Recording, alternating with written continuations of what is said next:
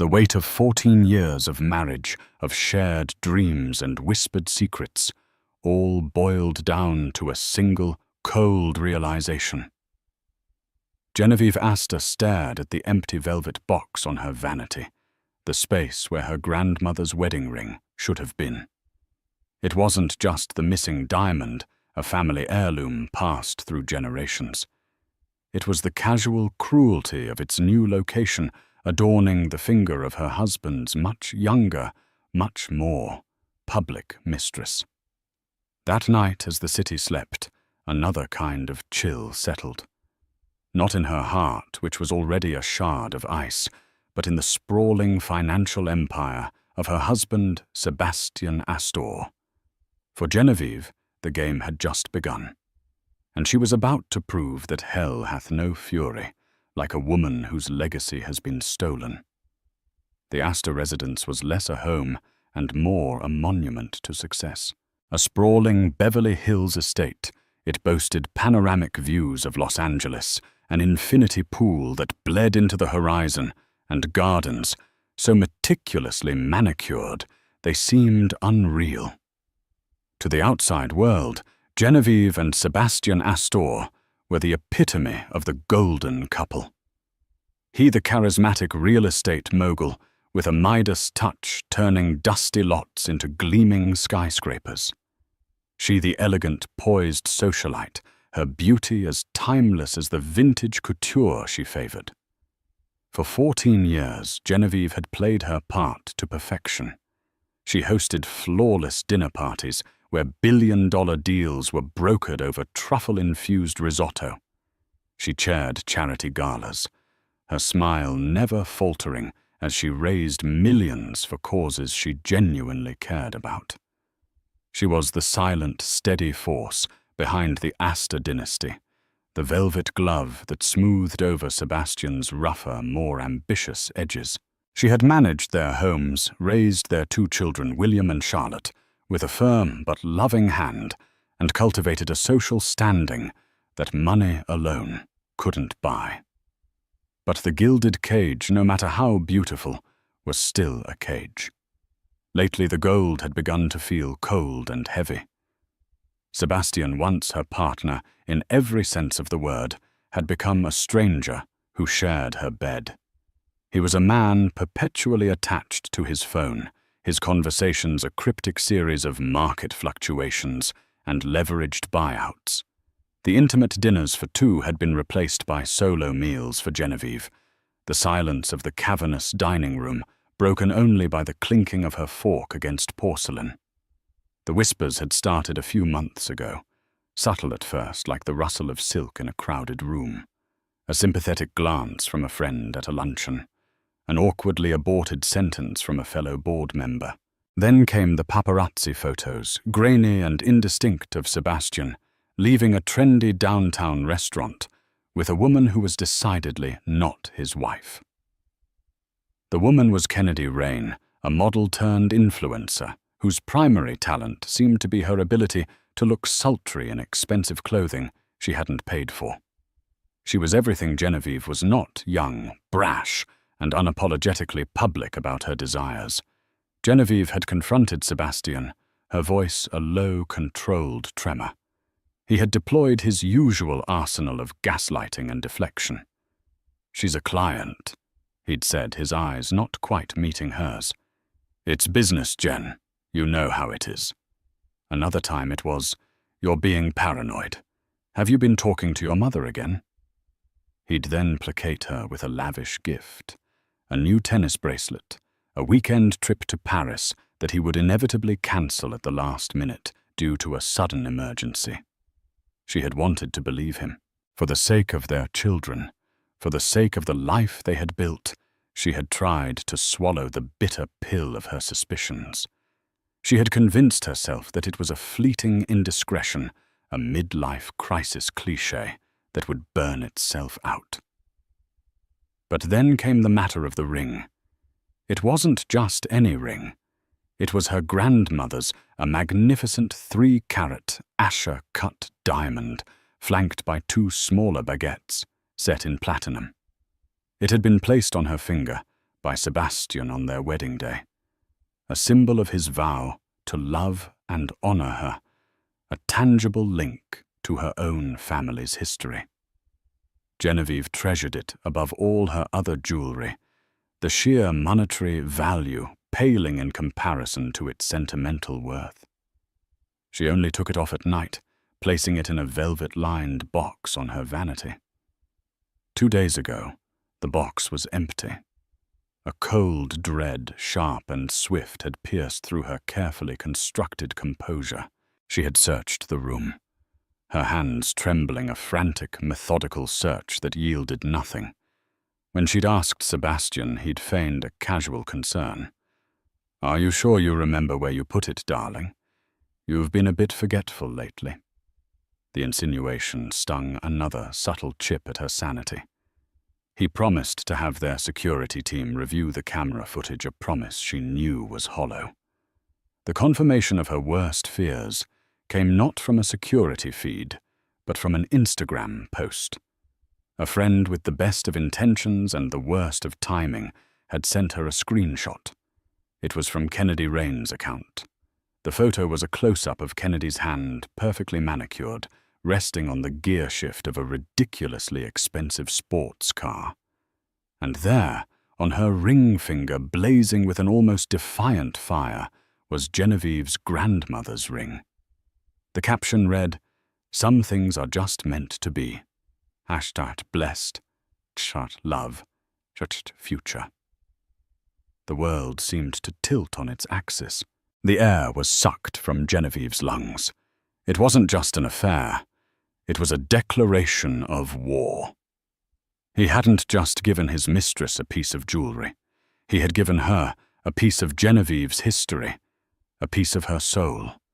It was a calculated act of cruelty, a message that she was being replaced not just in his bed, but in the very fabric of their life. The ring on Kennedy's finger was a public proclamation that the role of Mrs. Sebastian Astor was now open for auditions, and he had already cast his star. For a long moment, Genevieve sat in stunned silence, the phone clutched in her hand. The betrayal was a physical thing, a crushing weight on her chest. The years of quiet compromises, of swallowed pride, of turning a blind eye, all curdled into a potent, icy rage. She had sacrificed her own ambitions, her own identity to build his. She had been the perfect corporate wife, the silent partner who had enabled his meteoric rise. And for her loyalty, she was being erased. But as the initial shock subsided, something else began to crystallize in the pit of her stomach, resolve. Hard, cold, and diamond sharp. Sebastian had made a fatal miscalculation.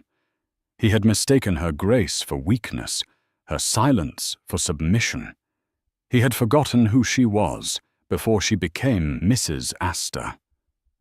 She was Genevieve Delacroix, the daughter of a shrewd international financier, a woman who had minored in finance at an Ivy League school before dedicating her life to his. She knew where the bodies were buried because she had helped him dig the graves. That night, as Sebastian slept soundly in their bed, his breathing even and untroubled, Genevieve slipped out and went to her study. The room, with its leather-bound books and mahogany desk, had always been her sanctuary. Tonight it became her war room. She bypassed the family computer and powered on a sleek, encrypted laptop she had kept for years, a relic from a past life she never thought she'd need again. Her fingers flew across the keyboard. Her mind, a whirlwind of numbers, passwords, and legal loopholes she had committed to memory long ago. She had been the one to set up the intricate web of family trusts and offshore accounts that shielded the bulk of their fortune. She had done it to protect their assets, to ensure their children's future. It had been an act of prudence, of partnership. Now it would be her weapon. She accessed the master accounts, her name listed alongside his, a legacy of those early years when their marriage was a true partnership. With a series of precise, deliberate clicks, she began the transfer. Millions of dollars stocks and liquid assets flowed from their joint accounts into a series of newly created encrypted accounts in her name, only domiciled in countries with stringent banking secrecy laws. She moved methodically, leaving the primary operating accounts for his business, with just enough to function for a few days, a carefully calculated move to avoid immediate detection. She was strangling him financially, slowly and silently. By the time the first rays of dawn painted the Los Angeles sky in shades of pink and orange, the Astor empire, for all its outward gleam and glitter, was a hollow shell. Sebastian Astor, a titan of real estate, the man who moved markets with a single phone call, was a millionaire only on paper. Every liquid asset, every non-business critical fund was now under her exclusive control. Genevieve shut down the laptop, a grim satisfaction settling over her. The chill in the house was no longer just the overzealous air conditioning. It was the dawn of a new ice age, one of her own making. She walked back to their bedroom and looked at her sleeping husband, a man she had once loved with every fiber of her being. He looked peaceful, oblivious. He had no idea that while he was dreaming of his future with his mistress, his wife had just frozen his entire world. The ring had been the spark. The inferno was coming. And Genevieve Astor was ready to watch it all burn. The morning after Genevieve's silent coup was deceptively normal. The California sun streamed through the floor-to-ceiling windows, casting long shadows across the pristine white marble floors. The scent of freshly brewed coffee and baked croissants, a daily ritual orchestrated by their live-in chef, filled the air. Sebastian descended the grand staircase, already on his phone, barking orders at a subordinate. He was dressed in a bespoke suit, the picture of a man in control of his universe. He pecked Genevieve on the cheek, a gesture so rote and devoid of affection, it was almost insulting. "Morning, darling," he mumbled, his eyes already scanning the headlines on his tablet. "Big day. Closing the Westwood project." "Is that so?" Genevieve replied, her voice as smooth as cream. She folded the newspaper with deliberate precision, her own calm, a stark contrast to his frenetic energy. "I hope everything goes smoothly." "It will," he said with his characteristic arrogance. "It always does." He didn't notice the absence of the ring on her finger, the one he had given her to replace her grandmother's, a gaudy canary diamond he'd picked out without her. He didn't notice the steely glint in her eyes, or the way the household staff seemed to move around her with a new, almost reverential deference. He was a man who only saw what he wanted to see, and he wanted to see his compliant, decorative wife. The first tremor hit around 10:30 a.m. Sebastian was in a high-stakes video conference with his CFO Frederick Dunn, finalizing the wire transfer for the Westwood acquisition, a 9-figure deal that would cement his dominance in the Los Angeles commercial real estate market. "The funds aren't there."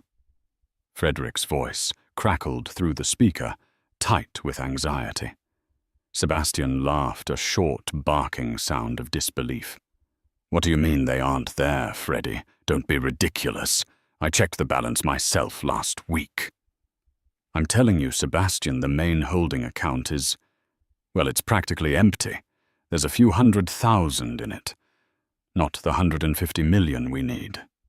All the auxiliary accounts, the investment portfolios, they've been liquidated." Sebastian's smile vanished. "That's impossible. Run it again. There's a glitch in the system. We've run it 3 times. We've called the bank. They confirmed the transfers were initiated late last night from an authorized IP address. The authorization It was Genevieve's. The name hung in the air, a grenade with the pin pulled. Sebastian felt a cold fist clench in his gut. Genevieve. It had to be a mistake. She handled the charity accounts, the household expenses. She wouldn't know the first thing about the complex architecture of his corporate finances. He had made sure of that. He ended the call abruptly and stormed through the office, his employees shrinking back from the thundercloud of his fury. He jabbed at his phone, trying to call his private banker, but the call wouldn't go through. Service unavailable. He tried his personal credit card to book a last-minute flight to their bank's headquarters in Zurich. Card declined. Panic, a foreign and unwelcome emotion, began to claw its way up his throat. He raced home, the city's infamous traffic, a special kind of torture. He burst into the house, shouting her name. Genevieve! He found her in the sunroom, calmly sipping iced tea and reading a book. She looked up, her expression one of mild inquiry. Sebastian, you're home early. Is everything all right? Don't play dumb with me. He snarled, his voice raw. The money! Where is it? Genevieve placed a silk bookmark in her novel and set it aside. The money, I assume you mean our money. It's safe. I've moved it for portfolio diversification. You did what? He roared, his face turning a blotchy red. You had no right. That was the Westwood deal. You've ruined me. Have I?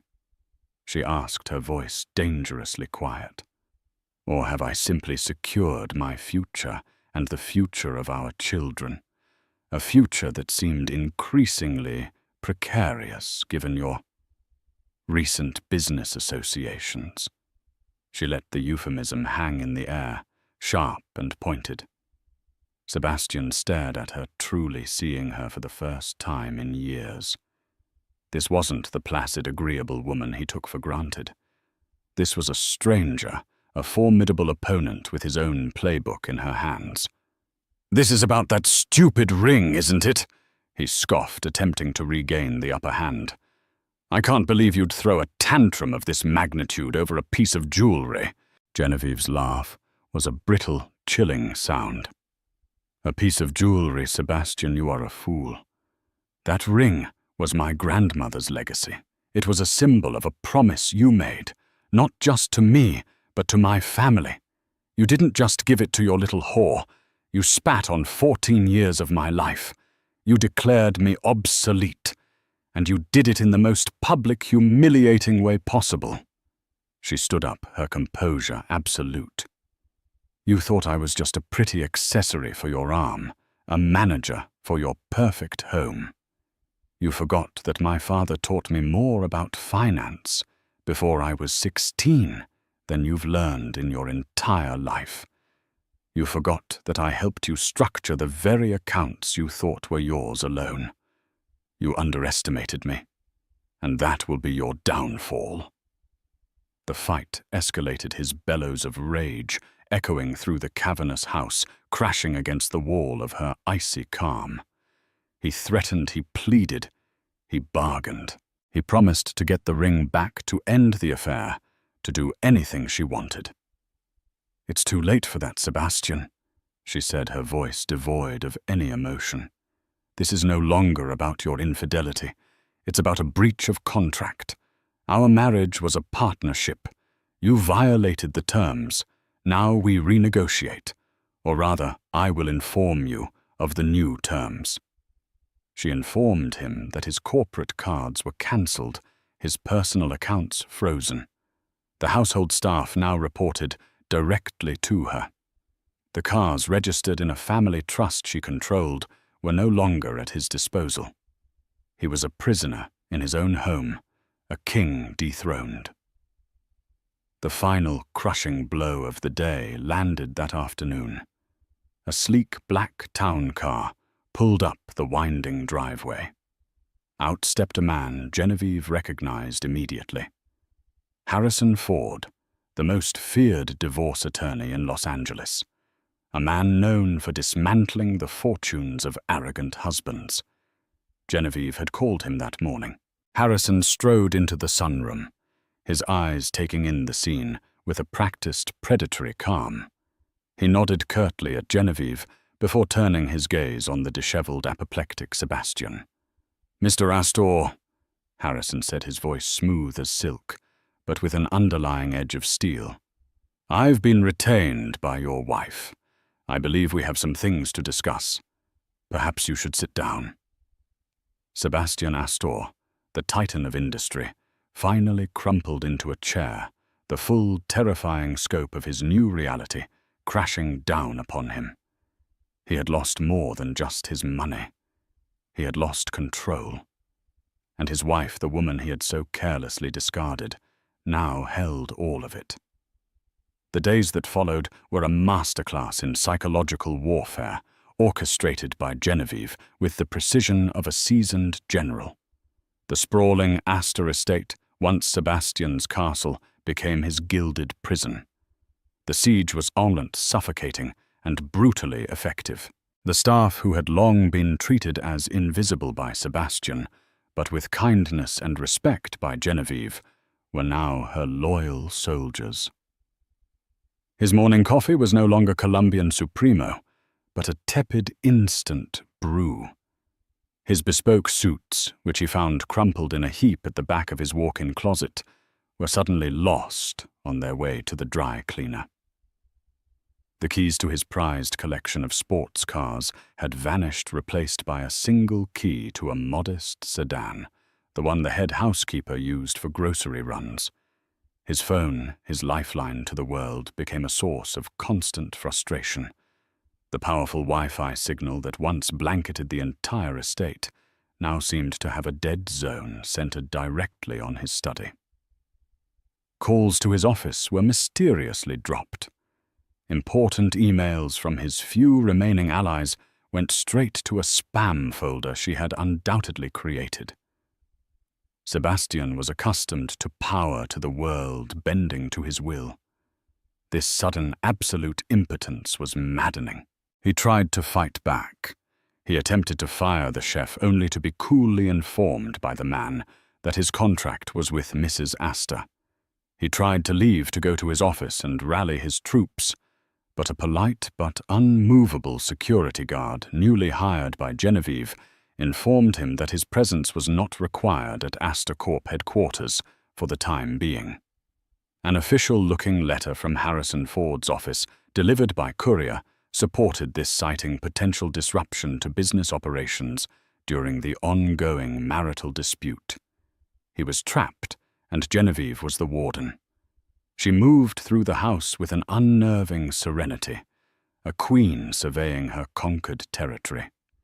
She hosted a small luncheon for her closest friends, their laughter and light chatter drifting into the study, where Sebastian fumed a ghost in his own home. She took the children on outings, shielding them from the conflict with a practiced ease, their cheerful voices a stark reminder of the family life he had shattered.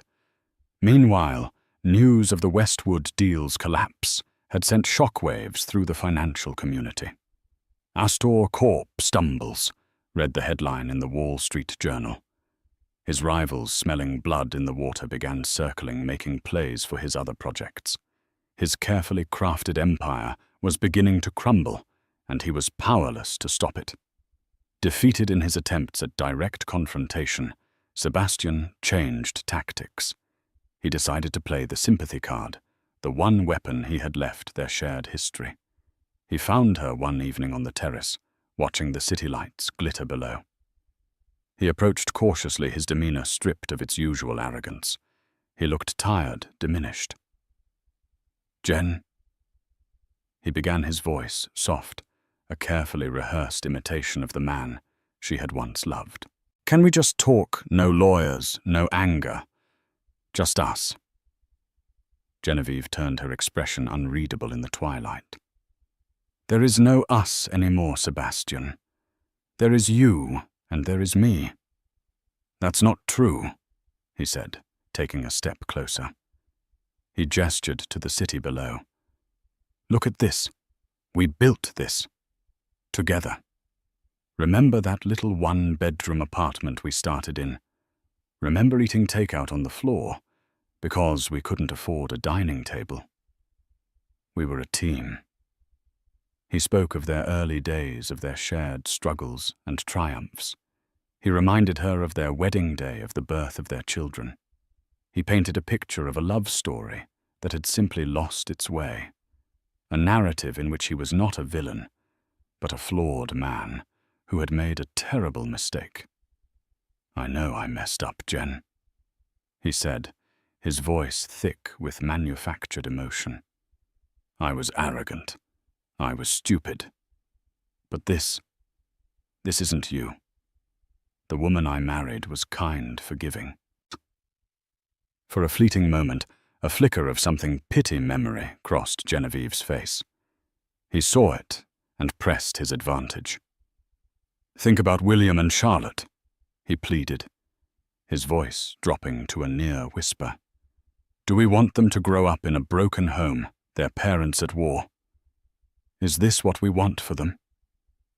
All because of my mistake, I'll do anything to fix it. I'll get the ring back. I'll end it with Kennedy. I'll go to therapy. Whatever it takes." He was playing on her deepest vulnerability, her love for her children, and her innate decency. He was banking on the 14 years of shared life to outweigh the poison of his betrayal. Genevieve was silent for a long time, her gaze fixed on the endless expanse of lights. The carefully constructed wall of ice around her heart seemed to thrum with the ghost of a long-forgotten warmth. Had she gone too far? Was this cold, calculated revenge truly who she was? The image of her children's faces swam in her mind, but then another image pushed its way forward, sharp and unwelcome, the smug, triumphant look on Kennedy Rain's face in that Instagram photo, her grandmother's ring on Kennedy's finger. It wasn't just a mistake. It was a desecration. It was a fundamental lack of respect, not just for her, but for the very foundation of their family. She turned to face him, her eyes clear and resolute. The flicker of doubt was gone, replaced by a cold, hard certainty. "You're right, Sebastian," she said, her voice even. "I do remember our beginning. I remember a man who treated me as his partner, as his equal. That man is gone. I don't know who you are anymore, but you are not him." She took a step back, creating a definitive space between them. "And you will not use our children to manipulate me. Everything I am doing is to protect them from your recklessness, your scandals, and from a father who values his ego more than his family's legacy. You talk about forgiveness, but forgiveness requires repentance, and you are not sorry for what you did. You are only sorry you got caught." The air on the terrace grew cold again. Sebastian's performance had failed.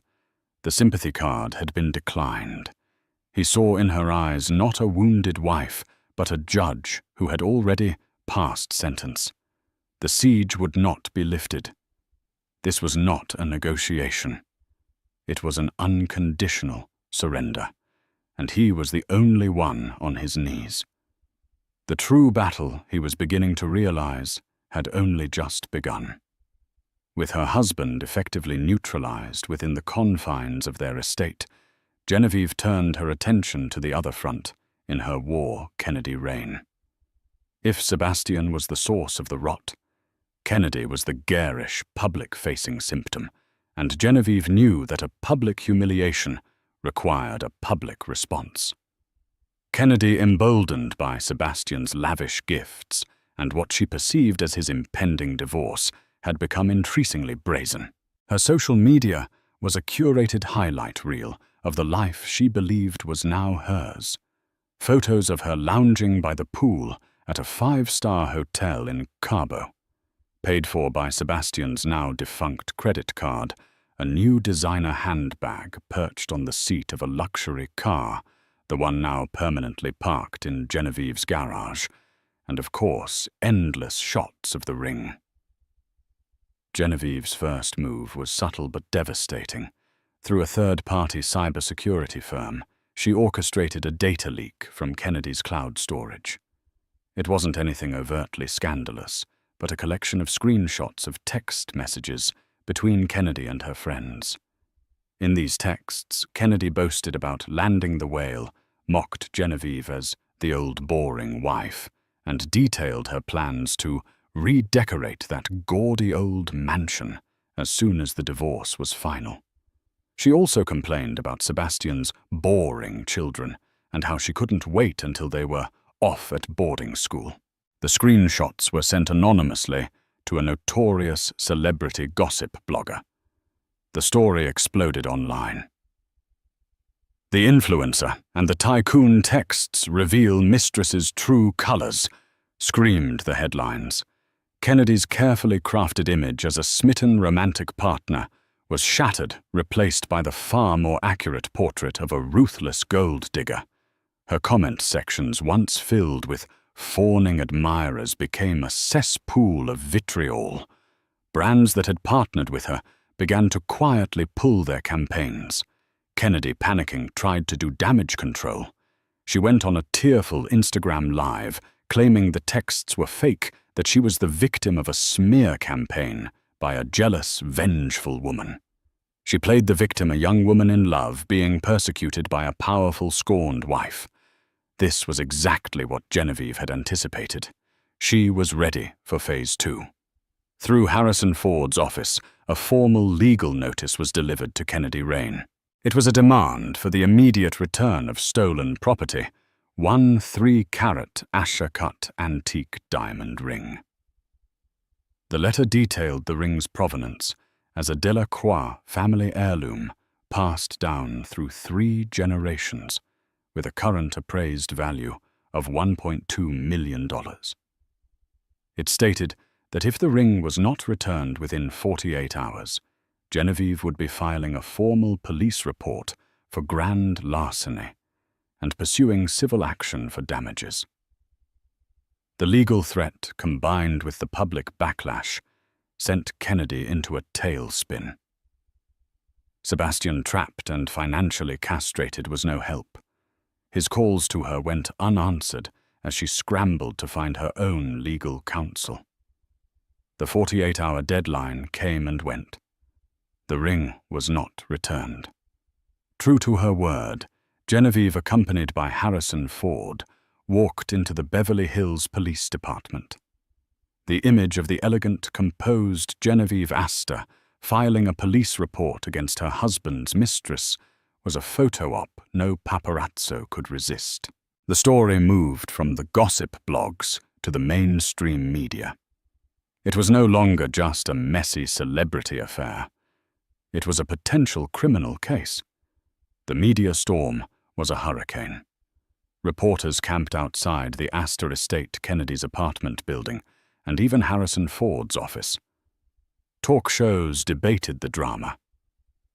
Was Genevieve a righteous woman wronged, or a vindictive wife taking things too far? Was Kennedy a victim of a powerful man, or a calculating homewrecker, getting her just desserts? Sebastian, watching the spectacle unfold on the news from his study, was horrified. This was his worst nightmare. He had built his reputation on an image of strength, success, and control. Now his name was being dragged through the mud, associated with tawdry headlines and police reports. His business partners, already skittish from the financial instability, began to distance themselves completely. The Astor brand was becoming toxic. In a desperate move, he found a burner phone one of the gardeners had left behind and called Kennedy. She finally answered, her voice a hysterical shriek. "You have to fix this, Sebastian," she cried. "The police want to talk to me. They're calling me a thief. My life is ruined." "Just give her the damn ring back," he yelled back, his voice hoarse with desperation. "I can't," she sobbed. "What do you mean you can't? Did you lose it?" There was a pause on the other end of the line, followed by a choked confession. I had it appraised, for insurance, and the jeweler, he said it wasn't real. Sebastian was stunned into silence. What? The diamond is fake, she wailed. It's a high-quality cubic zirconia. But it's not a real diamond. The setting is platinum, but the stone is a fake. You gave me a fake ring. The twist was so unexpected, so bizarre, that Sebastian couldn't process it. A fake ring. He had paid over $1 million for that ring from a reputable private dealer 5 years ago as an anniversary gift for Genevieve. He remembered the transaction clearly. But as the initial shock wore off, a new, more terrifying thought began to form. Genevieve had worn that ring for years. Surely she would have known it was a fake. She came from a family of jewelers and financiers. She could spot a counterfeit from a mile away. So why had she never said anything? The answer hit him with the force of a physical blow. She had known. She had known for years that the replacement ring he'd bought her was a fraud, and she had stayed silent. She had let him believe he had placated her with a grand, expensive gesture, all the while knowing it was a worthless imitation. It was a secret she had kept, a piece of knowledge she had held in reserve. He had thought he was the one with all the secrets, the one playing a game. But Genevieve had been playing a different game entirely, a longer and more patient one. The frozen assets, the public humiliation. This wasn't a spontaneous act of revenge. It was a premeditated, long-planned demolition. He hadn't just underestimated her financial acumen. He had underestimated her capacity for strategic, cold-blooded patience. The fake ring wasn't just a bizarre subplot. It was proof that Genevieve's disillusionment with their marriage hadn't started with Kennedy Rain. It had started years ago, and she had simply been waiting for the right moment to act. And in his arrogance, he had handed it to her, gift-wrapped with a worthless rock. The hunter had just realized he'd been the prey all along. The revelation of the fake ring sent Sebastian into a spiral. It reframed his entire marriage, casting a sinister light on years of perceived domestic tranquility. Genevieve's quiet acceptance, her serene smiles, were they all a facade? A mask for a resentment that had been simmering for half a decade. He felt a chill that had nothing to do with the mansion's aggressive air conditioning. He wasn't just fighting a scorned wife. He was facing an adversary who had been gathering intelligence and waiting for the opportune moment to strike.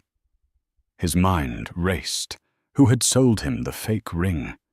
He remembered the dealer, a smooth, impeccably dressed man named Antoine Dubois, recommended by a business associate. He had met him in a private suite at a Geneva hotel.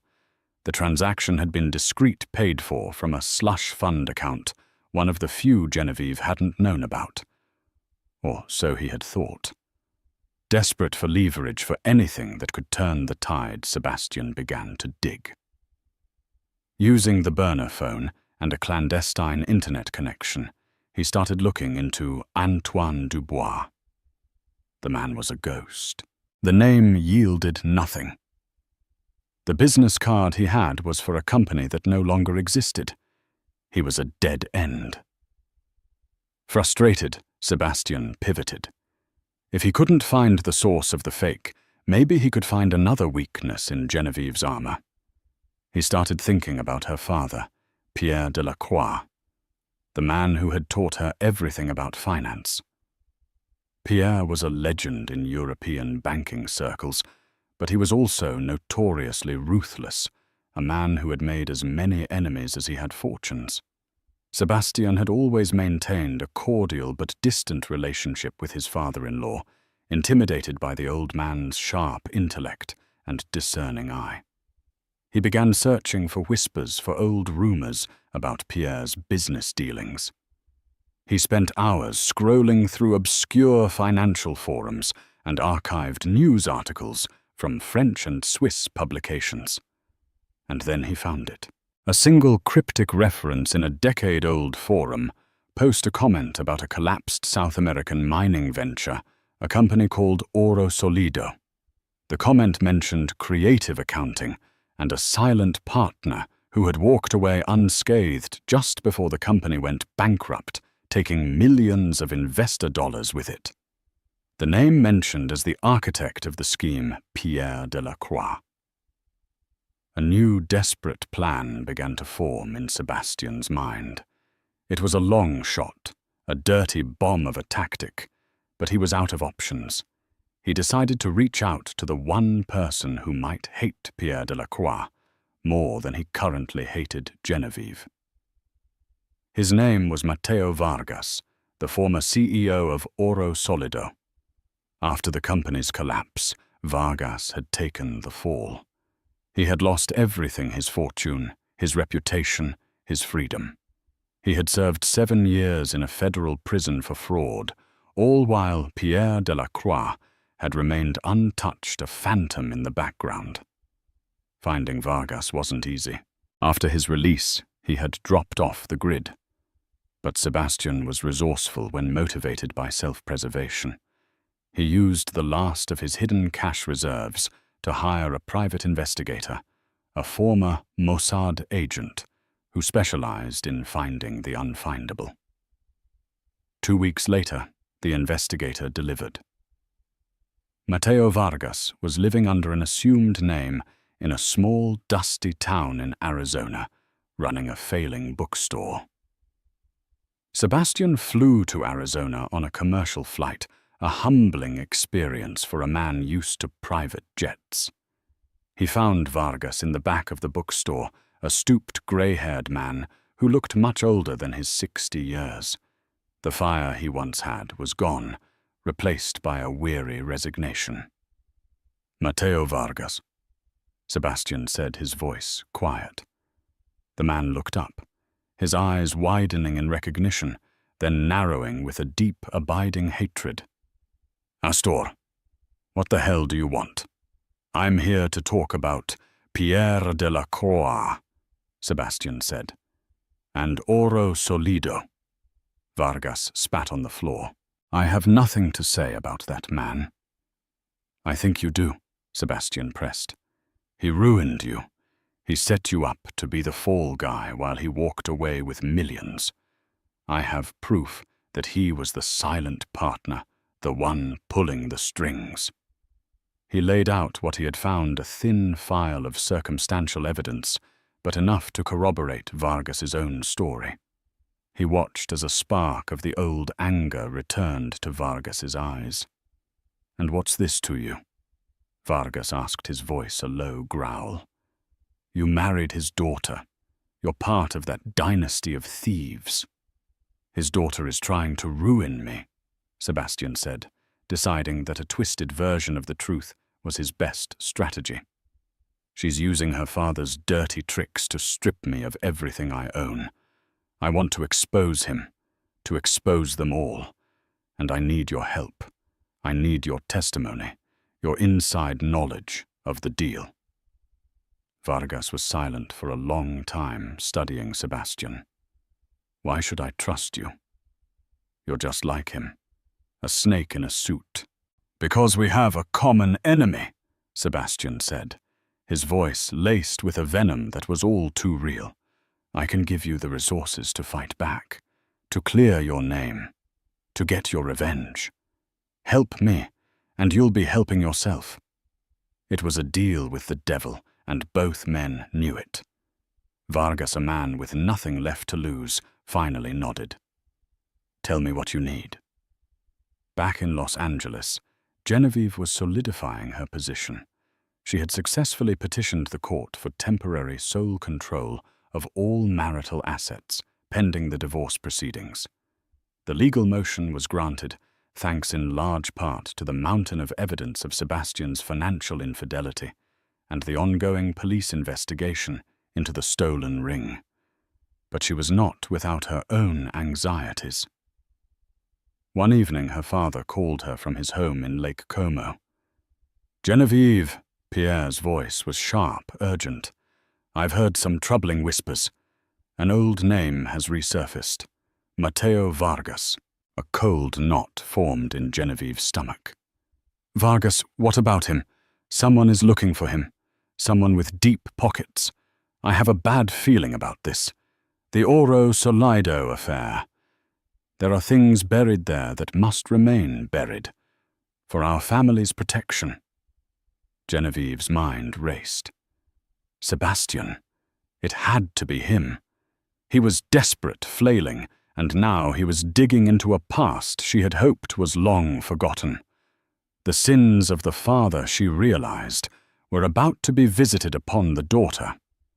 She had known about Oro Solido, of course, not the sordid details, but she knew it was a dark chapter in her father's history, a ruthless move from his younger, more reckless days.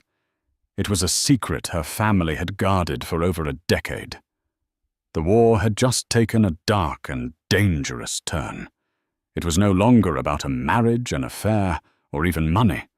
It was about the secrets that held dynasties together and the lengths people would go to protect them or to tear them down. Genevieve had her husband cornered, but now he was fighting back, not with lawyers and bankers, but with the ghosts of her own family's past. And these ghosts had the power to destroy everything, not just her future, but her very foundations. The threat of the Vargas bombshell forced Genevieve to recalibrate her strategy. This was no longer a straightforward divorce. It was a high-stakes game of mutually assured destruction. If Sebastian exposed her father, the resulting scandal would tarnish the Delacroix name, jeopardize their family's wealth, and most painfully scar her children with a legacy of shame. She had to neutralize the threat before he could deploy it. She knew Sebastian. His plan would be to leak the story to the press, creating a scandal so massive it would force her to the negotiating table, making her own grievances about his infidelity seem trivial in comparison. She had to get to Mateo Vargas first. Her own investigators, more discreet and far more effective than Sebastian's, located Vargas within 24 hours. They painted a grim picture, a broken man living in squalor, now being coached by a team of lawyers, funded by Sebastian's hidden reserves. A press conference was being planned. The countdown had begun. Genevieve did not fly to Arizona. Instead, she made a call to a number she hadn't dialed in years. It belonged to a man named Nicholas, a former security chief for her father, now living a quiet retirement in the French countryside.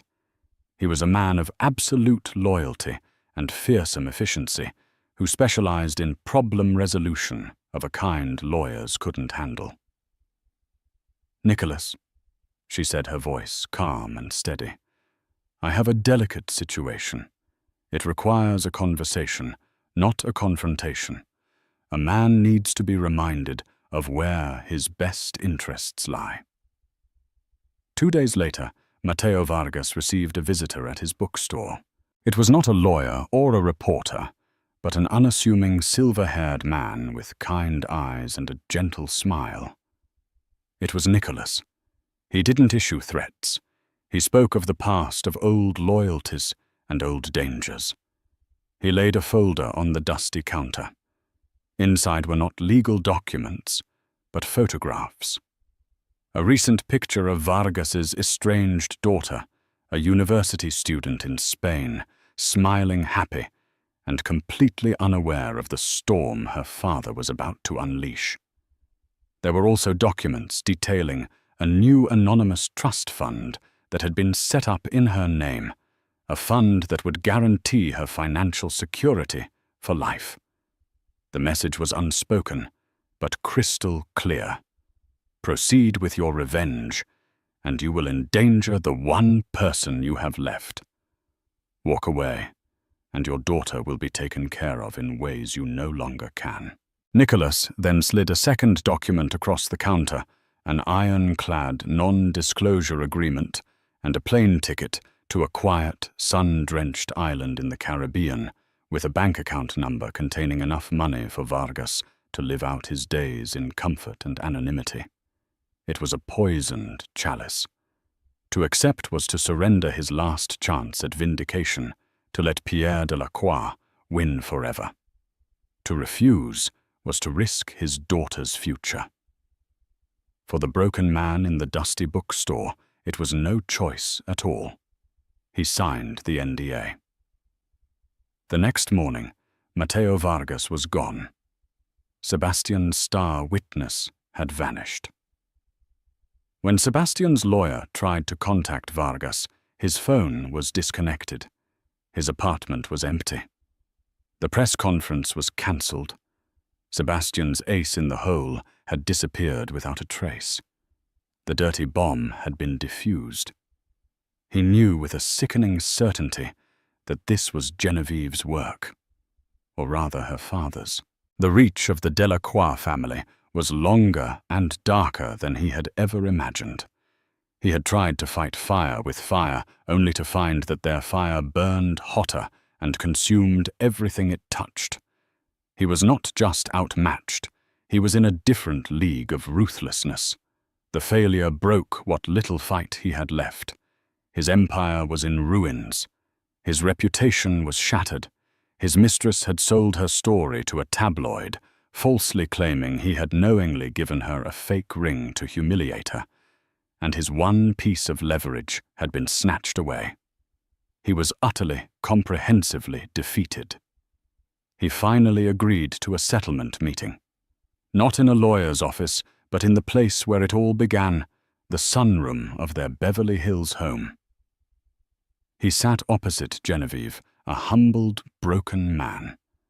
Harrison Ford was present, as was Sebastian's court-appointed lawyer, a man who looked thoroughly overwhelmed.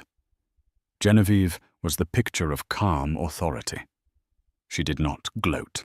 Her victory was so absolute that it required no emphasis. She laid out her terms, which were read aloud by Harrison Ford. They were brutal but surgically precise. She would get sole custody of the children. He would have supervised visitation rights contingent on his attending therapy for his behavioral issues. She would get the Beverly Hills estate and their other properties in New York and London. He would be allowed to keep a small, unassuming condo in downtown LA that the company had owned. She would assume control of the family trusts and all liquid assets she had frozen. This amounted to roughly 70% of their total marital fortune. The remaining 30%, which comprised the heavily leveraged, now toxic shell of Astor Corp, would be his. She was leaving him his company, but it was a company drowning in debt, its stock price in freefall and its reputation in tatters. It was a poisoned gift, a corporate graveyard he was now king of. She wasn't just taking his money, she was saddling him with his failure. His lawyer began to protest, to argue for better terms. Sebastian waved him into silence. He looked across the table at Genevieve, the woman he had once promised to love and honor, the woman he had so carelessly betrayed. "Just one thing," he said, his voice barely a whisper. "The ring, the original one, your grandmother's ring. What happened to it?" A faint, sad smile touched Genevieve's lips. It was the first genuine emotion she had shown him in months. "Oh, Sebastian," she said softly, "you really are a fool." She reached into the pocket of her silk blouse and pulled out a small velvet pouch. She opened it and tipped its contents onto the polished mahogany table. There, gleaming in the California sunlight, was her grandmother's 3-carat Asher-cut diamond ring. "You didn't steal this from my vanity 2 weeks ago," she explained, her voice even. "You stole it 6 years ago. You had it copied for the insurance valuation, remember? Except you didn't just have it copied. You had it replaced. You sold the original to cover a gambling debt you racked up on a trip to Macau, a trip you told me was a business conference. Sebastian stared at the ring, then at her face, his mind reeling. He remembered the trip, the disastrous run at the baccarat tables, the desperate need for cash. He had sold the ring to a shady casino financier, convincing himself he would win the money back and buy it back before she ever noticed. He never did. He had the fake made and put it in its place, and in his arrogance assumed she was none the wiser. "I knew," she continued, her voice cutting through his shock. "I've known for 6 years that you sold a piece of my family's soul to cover your pathetic losses. I've known that every time you looked at me wearing that cheap imitation you were lying. Kennedy wasn't your first betrayal, Sebastian. She was just your loudest. The ring she was flaunting, that was the fake you gave me. I stole it from my own jewelry box and had it planted in her car for her to find. A gift from her loving benefactor. I knew you'd be too arrogant to ever check the authenticity of your own deception." The final piece of the puzzle clicked into place. The entire public drama, the police report, the media storm over the stolen ring. It was all a magnificent, calculated piece of theatre built upon a lie he himself had created years ago. She had weaponized his own deceit against him. Sebastian Astor finally understood. He hadn't just lost his fortune. He hadn't just lost his family. He had been comprehensively, intellectually, and morally outmaneuvered from the very beginning. He signed the papers without another word. The aftermath of the divorce created 2 starkly different realities. Sebastian Astor, once a titan, became a ghost haunting the city he once ruled. Stripped of his fortune and reputation, he languished in a small downtown condo, the shell of his former company, an anchor of debt around his neck. His name, once synonymous with success, was now a cautionary tale. He was a broken man, a king surveying a kingdom of ashes. Genevieve, however, rose. Reclaiming her powerful maiden name, Delacroix, she executed her final masterstroke. She didn't let Astor Corp collapse. She conquered it. Through a series of brilliant financial maneuvers, she acquired the company's debt during its bankruptcy, seizing total control from the wreckage. She rebranded it Phoenix Holdings, and with a new vision based on integrity and innovation, she turned the toxic company into a thriving, respected empire. The business world watched in awe as Genevieve Delacroix, the quiet socialite, revealed herself as a formidable CEO. She was no longer defined by her husband's success, but by her own. About a year later, Sebastian was walking downtown when a sleek black car pulled up to the curb. Genevieve stepped out, poised and confident, every inch the leader she had become. She was heading into the gleaming new headquarters of her company. Their eyes met across the pavement, a chasm of reversed fortunes. He saw the woman who had outmaneuvered him at every turn. She saw a painful, closed chapter of her life. He gave a slight, almost imperceptible nod of defeat. Genevieve held his gaze for a moment, her expression not of triumph, but of quiet finality, before turning and walking into the building without a backward glance. She had not just taken his empire. She had built a better one on its ruins, finally, and truly free. And so Genevieve's story isn't just about revenge. It's a powerful testament to inner strength, strategic brilliance, and the quiet resilience of a woman underestimated. She didn't just get even. She rewrote her entire destiny, transforming betrayal into a billion-dollar empire built on her own terms. Her journey from a silent partner in a gilded cage to a celebrated CEO is a reminder that the most formidable power often lies dormant, waiting for the right moment to be unleashed. What did you think of Genevieve's ultimate power move? Could you have predicted that final twist with the ring? Let us know your thoughts in the comments below. If you were captivated by this story of drama, betrayal, and ultimate triumph, please hit that like button. Share it with someone who loves a good story. And don't forget to subscribe for more real-life tales that are stranger than fiction.